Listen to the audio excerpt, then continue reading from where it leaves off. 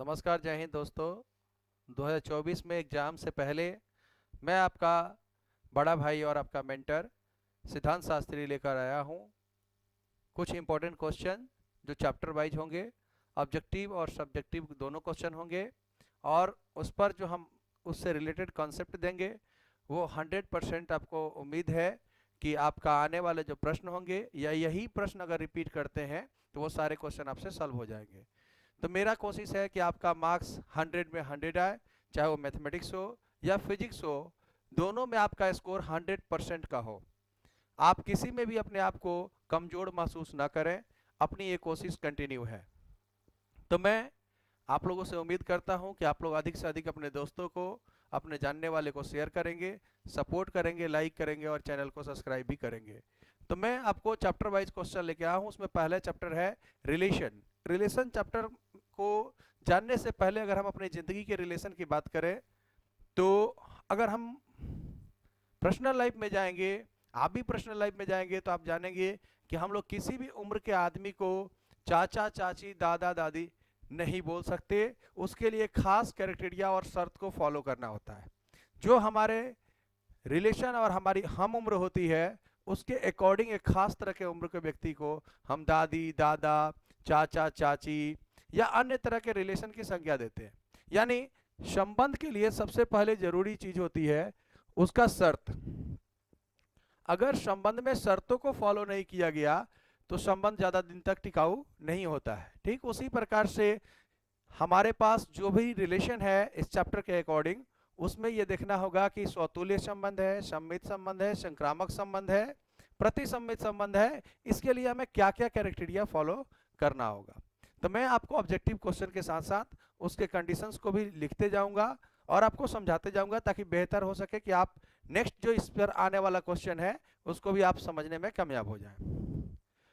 तो हमारा पहला क्वेश्चन, हम बिना सेशन को लेट किए हुए पहला क्वेश्चन आपको सामने है। किसी समतल की सभी सरल रेखाओं के समुच्चय में आर लंब होने की संबंध है। संबंध आर क्या होगा इसकी बात को बताना है। पहला ऑप्शन है स्वतुल्य और संक्रामक, दूसरा ऑप्शन है सम्मित और संक्रामक, तीसरा ऑप्शन है सम्मित और चौथा ऑप्शन है नन ऑफ दीज। तो इसको जानने से पहले मैं आपको थोड़ा सा बैक में ले जाना चाहता हूं कि आपके लिए, अगर आप नए स्टूडेंट हैं, बिल्कुल नए हैं, तो थोड़ा सा जान लेना जरूरी होगा कि स्वतुल्य का रूल क्या होता है। अगर मैं हिंदी की बात करूं तो हिंदी में दो अक्षरों से स्वतुल्य बना है, एक स्व और दूसरा तुल्य। यानी किसी भी चीज की तुलना सेल्फ से ही कराई जाए। अगर अंग्रेजी में इसका जाएंगे तो इसका अंग्रेजी नाम होगा रिफ्लेक्सिव। रिफ्लेक्सिव है ना। रिफ्लेक्सिव का भी अर्थ होगा सेल्फ। अब सेल्फ के लिए जरूरी क्या है, जैसे मान लो मेरे पास एक डिजिट है वो 1 है और 1 का कंपेयर हम 1 से ही करेंगे तभी तो होगा वो रिफ्लेक्सिव। यानी इसके लिए जरूरी क्या है, x comma x related to belongs to r। यानी कोई भी सेल्फ का रिलेशन होना जरूरी है। अगर सेल्फ का रिलेशन है तो वो स्वतुल्य होगा, सेल्फ का रिलेशन नहीं है तो स्वतुल्य नहीं होगा। दूसरा वर्ड आता है इसमें सम्मित का। बारी बारी से मैं बार बार इसको रिपीट करूंगा तो आपको इजी में याद हो जाएगा। सम्मित का मतलब होता है कि हर एक चीज का अपोजिट भी उसका पॉसिबल होना चाहिए। For example x comma y belongs to r, then y comma x also belongs to r। यानी इसके लिए जरूरी हो जाता है कि अगर x का रिलेशन y से है तो y का रिलेशन x से होना चाहिए। यानी अगर सामने वाले ने आपको बहन बोला है तो आप भी उसको बहन बोल सकते हैं। अगर सामने वाले ने आपको भाई बोला है तो आप भी उसको भाई बोल सकते हैं। मतलब आपका अपोजिट रिलेशन भी सेम वर्ड का यूज होना चाहिए, तभी जाकर के वो सम्मित होगा, है ना। तो ऐसी स्थिति में हमें देखना होगा कि उसका अपोजिट वाला पॉसिबल है या नहीं है। अगर पॉसिबल है तो वो सम्मित हो जाएगा, अगर पॉसिबल नहीं है तो वो सम्मित नहीं होगा। अगला वर्ड आता है संक्रामक का। मैं एक एक क्वेश्चन जितना बताऊंगा मैं उस पर डिस्कस भी करते जाऊंगा। संक्रामक के लिए क्या आता है condition, x, y belongs to R, y, z belongs to R, then x, z also belongs to R। यानी अगर x का रिलेशन y से है, y का रिलेशन z से है, तो ये नेसेसरी हो जाता है कि x का रिलेशन भी z से होना चाहिए। ऐसे कंडीशन में वो संक्रामक होगा, अन्यथा वो संक्रामक नहीं होगा। तो आपने देखा कि स्वतुल्य के लिए अलग रूल है, सम्मित के लिए अलग है और संक्रामक के लिए बिल्कुल ही अलग है। स्वतुल्य में x रिलेटेड टू x यानी सेल्फ का होना चाहिए, सम्मित में सेल्फ का भी हो और उसका अपोजिट भी पॉसिबल होना चाहिए, x y का रिलेशन हो और y x का रिलेशन हो। और संक्रामक के लिए आवश्यक है कि x का रिलेशन y से, y का रिलेशन z से, देन x का रिलेशन z से होना जरूरी है। तब हमारे पास क्वेश्चन ये आता है कि यहां पर दो समतल में बहुत सारे रेखा होते हैं, अगर रेखा एक रेखा दूसरी रेखा पर लंब है तो हम लोग दोनों अपोजिट साइड से भी बोल सकते हैं कि ये भी उस पर लंब है। फॉर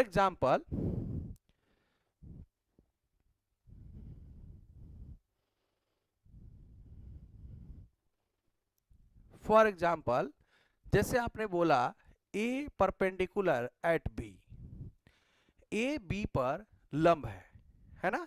अब A कोई लाइन है जो B पर परपेंडिकुलर है यानी लंब है। लंब का कंडीशन मतलब दोनों लाइन के बीच में 90 डिग्री का एंगल बनना चाहिए। अब दोनों लाइन के बीच में 90 डिग्री का एंगल बन रहा है, तो अगर हम B के हिसाब से देखें तो B भी A के साथ 90 डिग्री का एंगल बना रहा है। तो हमें ये बोलने में कतई कोताही नहीं है कि B परपेंडिकुलर एट A, यानी जो रिलेशन लंब का A से B का है वही सेम रिलेशन B का A से है। यानी दोनों क्राइटेरिया अगर पॉसिबल है तो अगर हम A को x की संज्ञा दे दे और B को y की संज्ञा दे दे तो x related to y, again y को B की संज्ञा हमने दिया है और x को हमने माना है A, अगेन पॉसिबल है y रिलेटेड टू x। यानी अभी मैंने बताया सम्मित के लिए आवश्यक है क्या, सम्मित के लिए आवश्यक है कि x का रिलेशन y से एंड y का रिलेशन x से होना चाहिए। अगर ये पॉसिबल है तो ये सम्मित है। तो पहले ऑप्शन का, पहले क्वेश्चन का सही आंसर होगा सम्मित। अब अगला क्वेश्चन पे हम चलते हैं। अगर आपको डाउट है तो आप हमें व्हाट्सएप पे संपर्क कर सकते हैं, मैं लास्ट में आपको व्हाट्सएप नंबर दूंगा। आपको कोई दिक्कत है, कोई क्वेश्चन में प्रॉब्लम हो रहा है, कोई आपको टॉपिक क्लियर नहीं है, तो फिर उस पर अब हम वीडियो बना सकते हैं, नेक्स्ट वीडियो।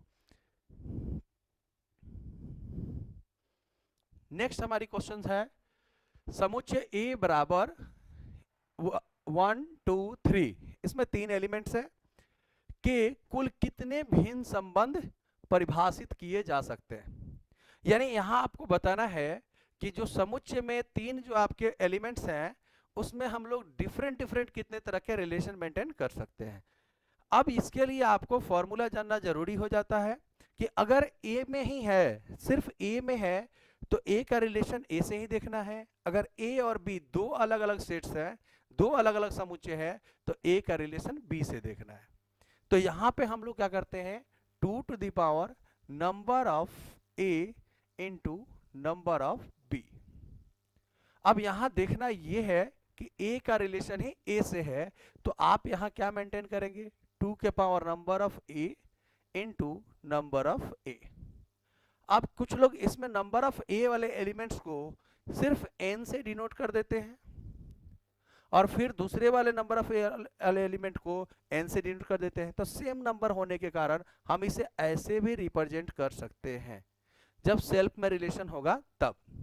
तो अब आप देखेंगे कि A में कितने एलिमेंट्स हैं, A में 3 एलिमेंट्स हैं, तो देन 2 के पावर 3 मल्टीप्लाई 3, देन आंसर आएगा 2 के power 9।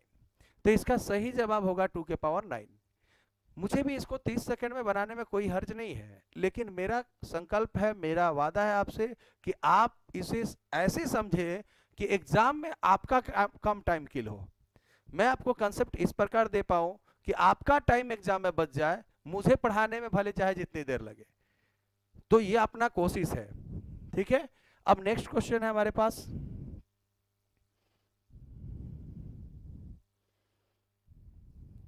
Question number 3। Question number 3 है R इक्वल टू 1 2 4 2 1 3 4 2 2 4 2 3 3 1 समुच्चय A बराबर 1 2 3 4 पर कैसा संबंध है। अब आपको सोचना है कि मैंने बताया था अभी स्वतुल्य का क्या रिलेशन है, सममित का क्या है, संक्रामक का क्या है। अब आपको देखना चाहिए कि इसमें से कौन सा रूल्स को फॉलो कर रहा है। स्वतुल्य होने के लिए चाहिए क्या कि आपके पास जितने एलिमेंट्स हैं उसका खुद का रिलेशन उसमें होना चाहिए। फर्स्ट एलिमेंट्स है 1 2 3 4, 1 1 इसमें बिलोंग करना चाहिए जो कि नहीं कर रहा है, 2 2 भी बिलोंग करना चाहिए जो कि नहीं कर रहा है, 3 3 भी करना चाहिए नहीं कर रहा है, 4 4 भी करना चाहिए नहीं कर रहा है। यानी कि हम टोटली ये मान ले कि ये स्वतुल्य संबंध नहीं होगा। दूसरा हम जानते हैं सम्मित होगा, तो सम्मित के लिए जरूरी क्या है, सम्मित के लिए जरूरी है कि आप जो रिलेशन को बता रहे हैं उसमें होना चाहिए पहला कि x का रिलेशन y से, y का रिलेशन भी x से होना चाहिए। अगर हम x 1 को माने y 3 को माने तो x का रिलेशन y से, 3 का भी रिलेशन 1 से होना चाहिए जो कि है यहाँ, 4 का रिलेशन 2 से, 2 का रिलेशन 4 से ये भी है, लेकिन 2 का रिलेशन 3 से है तो 3 का रिलेशन 2 से होना चाहिए जो कि नहीं है। तो इस हिसाब से अगर देखें तो ये सम्मित भी नहीं है। अब आपके पास दो ऑप्शन बचे हैं, पहला ऑप्शन है संक्रामक और अगला ऑप्शन है नन ऑफ दीज। तो अब इसमें से देखना है कि कौन सा होगा। संक्रामक के लिए क्या जरूरी है, संक्रामक के लिए जरूरी है कि x related to y, y related to z। तो अगर मान लो कि हम इसे x मान लेते हैं, y मान लेते हैं, देन 3 का रिलेशन 1 से हो जाएगा, ये x related to y, y related to z, then x related to z होना चाहिए, यानी इसमें 1 और 1 का भी रिलेशन होना चाहिए जो कि इसमें नहीं है, तो संक्रामक भी नहीं होगा। इस हिसाब से देखें तो हमारा सही आंसर होगा option number D, none of this. अब अगले क्वेश्चन पे हम बढ़ते हैं। अगला क्वेश्चन है माना a बराबर 1 2 3, r बराबर 1 2 1 1 1 3 2 2 2 1 और माना r a पर एक संबंध है, तो r क्या है। मतलब ये कहने का कोशिश किया गया है कि a एक समुच्चय है तो r पर कौन सा संबंध होगा। टेक्निकल इशू है, देखा जाए सुजीत जी, स्टॉप करिए।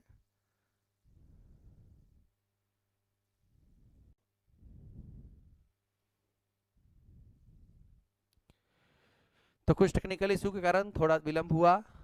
चलिए क्वेश्चन हमारा है r इक्वल 1 2 2 1 1 3 2 2 और 2 1।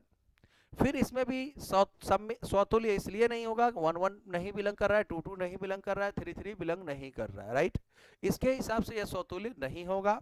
सम्मित के लिए रूल अप्लाई करते हैं, 1 2 का अपोजिट 2 1 होना चाहिए, है 1 1 का अपोजिट सेल्फ 1 1 है, 1 3 का अपोजिट 3 1 नहीं है। इस हिसाब से ये स्वतुल्य भी नहीं है और सम्मित भी नहीं है। अगला ऑप्शन हमारा बचता है संक्रामक का।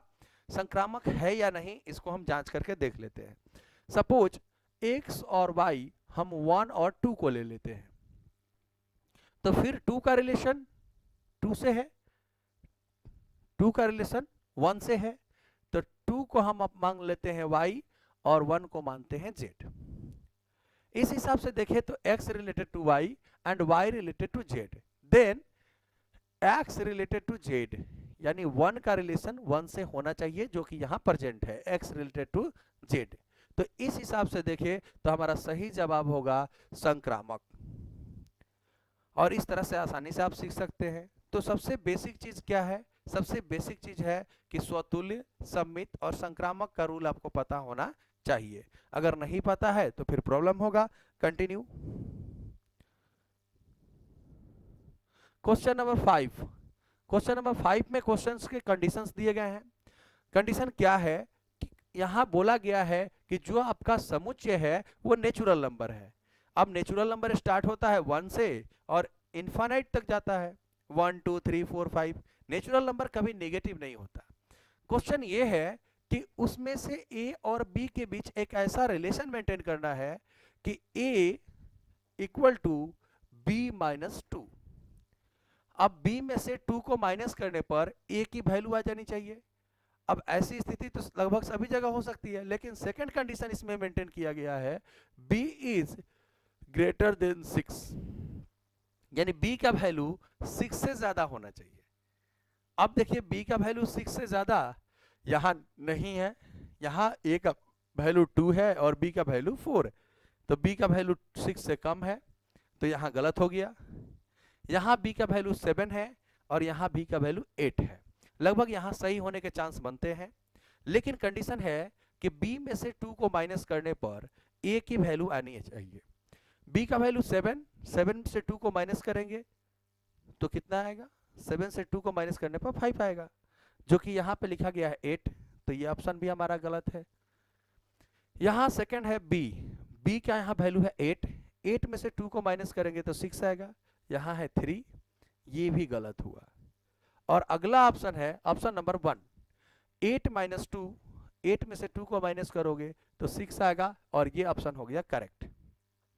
तो ये एक छोटा सा बालक भी जो क्लास 6-7 में पढ़ रहा है, वो भी अगर रूल्स को सही ढंग से फॉलो करे तो वो भी क्वेश्चन को आसानी से बना सकता है। मेरा टाइम लगने से आपको फर्क नहीं होना चाहिए, आपका टाइम कितना कम लग रहा है, आप अगले क्वेश्चन को समझने के लिए कॉन्सेप्ट रख पा रहे हैं कि नहीं रख पा रहे हैं, ये ज्यादा नेसेसरी होता है वीडियो को देखने में। नेक्स्ट क्वेश्चन है, क्वेश्चन नेक्स्ट है, एक अतिरिक्त समुच्चय ए पर परिभाषित एक संबंध है जो n अवयवों को रखता है। अभी मैंने बताया था कि हम जो कोई एक एलिमेंट्स है, कोई एक सेट्स है जिसमें हम नंबर ऑफ एलिमेंट्स को n ही से डिनोट कर देते हैं। अब कह रहा है कि a पर ही संबंध है, खुद से खुद का रिलेशन है, तो number of a into number of a। तो ऐसी कंडीशन में आपका 2 to the power number of a into number of a, और नंबर ऑफ a की जो वैल्यू है वो खुद है n इंटू n, तो रिजल्ट आपका हो जाएगा 2 to the power n square, option number D. आप आसानी से टिक कर सकते हैं, आसानी से निकाल सकते हैं। मेरी कोशिश पूरी है आपको कॉन्सेप्ट देने की। जल्दी जल्दी में हम क्वेश्चन तो बहुत बता देंगे, लेकिन फिर आपको कॉन्सेप्ट नहीं मिलेगा तो प्रॉब्लम बना ही रह जाएगा। अब अगला क्वेश्चन है, ये क्वेश्चन हमेशा लगभग पूछता है, हर एक एग्जाम में आता है। क्वेश्चन ये है कि वास्तविक संख्याओं में समुच्चय में सबसे छोटा है जिसमें कैसा संबंध है, केवल सममित, संक्रामक, केवल सौतुल्य, तुल्यता संबंध। तो मैं आपको बता दूं, ये कंफर्म रखिए, छोटा दे दे, बड़ा दे, छोटा, बड़ा, लंबा, ये सब वर्ड का अधिक यूज करें, से अधिक, से कम, इन सभी वर्ड का यूज करें तो आप समझ जाइए कि ये संक्रामक होने वाला है। फॉर एग्जाम्पल मैं आपको बता दूं, ए और बी में छोटा का संबंध है, तो ए बी से छोटा है, A less than B, A B से छोटा है, देन बी और सी में सेम रिलेशन, तो हम क्या लिखेंगे, बी लेस देन सी। अब बी भी छोटा है सी से, अब इसमें ए छोटा है बी से और बी छोटा है सी से, तो सबसे बड़ा हुआ सी और सबसे छोटा हुआ A, then A is less than also C. तो यानी हमने बताया था आपको x related to y related to x related to y related to z, then x related to z होना चाहिए, और ये आसानी से x का रिलेशन z से है, तो ये स्वतुल्य संक्रामक होगा, केवल संक्रामक होगा, और हमेशा इस ऑप्शन को ध्यान में रखेंगे। अगला क्वेश्चन हमारा है संबंध R, जहां R बराबर 2 2 3 3 2 3 3 2 3 1 2 1, समुच्चय A बराबर 1 2 3 पर कैसा संबंध है। अब क्वेश्चन नंबर 8 का आप लोग अच्छे से स्टडी करिए कि इसमें बोल रहा है कि कैसा, किस प्रकार का संबंध है। स्वतुल्य है, सममित है, तुल्यता है या संक्रामक संबंध है। आपको बताना है कि इनमें से कौन सा संबंध सही होगा। तो आप स्वतुल्य का रूल लगाइए, सममित का रूल लगाइए, संक्रामक का रूल लगाइए। जो ऑप्शन आपको सही दिखता है वही ऑप्शन आपका करेक्ट होगा। तो यहाँ पे स्वतुल्य इसलिए नहीं होगा, 1 1 बिलोंग्स नहीं कर रहा है, 2 2 बिलोंग्स कर रहा है, लेकिन 3 3 बिलोंग्स, 3 3 भी बिलोंग कर रहा है, लेकिन 1 1 बिलोंग्स नहीं कर रहा है। इस हिसाब से ये स्वतुल्य नहीं होगा। सम्मित का रूल लगाते हैं, 2 2 3 3 दोनों सम्मित के लिए है, 2 3 3 2 इसमें अवेलेबल नहीं है, 3 2 अवेलेबल है, 3 1 2 1 अवेलेबल है, 3 1 का अपोजिट 1 3 अवेलेबल नहीं है। इस हिसाब से सम्मित भी नहीं है, अपोजिट होना चाहिए, अपोजिट नहीं है, इसलिए सम्मित भी नहीं है। संक्रामक के लिए रूल अप्लाई करते हैं। संक्रामक के दृष्टि से अगर हम देखें तो ये संक्रामक होने की चांस है। अगर हम रिलेशन को देखें तो यहां पर संक्रामक हो सकता है। 2 3 3 2 और 2 2 यहां मेंटेन हो रहा है। x related to y, y related to z and x related to z, यानी 2 2 यहां मौजूद है। इस हिसाब से ये संक्रामक है। संक्रामक संबंध में कोई अतिशयोक्ति नहीं है। नेक्स्ट है, मान लिया a बराबर 1 2 3 पर एक संबंध r बराबर 1 2 2 3 1 1 दिया गया है। a गुने a का कौन सा अवयव r में शामिल किया जाए कि परिणामी संबंध संक्रामक हो जाए। आसानी से आप देखिए संक्रामक के लिए रूल क्या है। रूल को अगर मेंटेन करेंगे तो ये आसानी से हो सकता है, कोई दिक्कत इसमें नहीं है। रूल यही है, x related to y, y related to z, then x related to z, ऐसा होना चाहिए। अब देखिए पहले वाले एलिमेंट्स को अगर हम x ले लें और दूसरे वाले को y ले लें तो x का रिलेशन y से है और फिर y का रिलेशन 3 से है, देन x का रिलेशन z से होना जरूरी है। तो x का रिलेशन z से होने के लिए 1,3 का इसमें शामिल होना बहुत जरूरी है। तो इसके लिए ऑप्शन नंबर हो जाता है डी। अब कोई भी बच्चा इसे अच्छे से स्टडी कर ले, फिर इसी टाइप का क्वेश्चन अगर एग्जाम में आए तो उसे छूटने का चांस हो जाएगा 0 और वो आसानी से मैथमेटिक्स में अच्छा स्कोर कर सकता है। बहुत सारे बच्चे पिछले साल के 98 मार्क्स, 92 मार्क्स, 97 मार्क्स सभी बच्चे लाए हैं। मैं उनका 1 बाय 1 इंटरव्यू कराऊंगा, आपको मिलवाऊंगा दूसरे चैनल पे और बताऊंगा कि देखिए ये लोग अगर स्कोर कर सकते हैं तो आप लोग भी कर सकते हैं। नेक्स्ट क्वेश्चन है क्वेश्चन नंबर 10।